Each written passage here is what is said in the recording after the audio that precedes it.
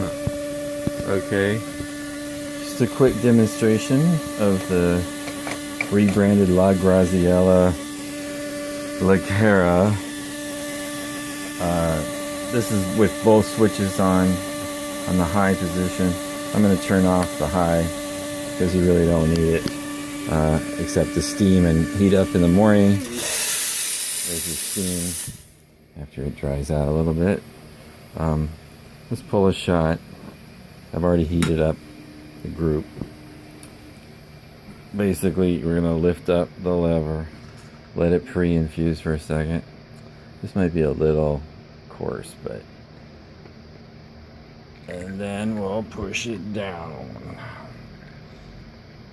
This is basically a La Pavoni group. Really a nice machine, and you can really make a lot of crema with this.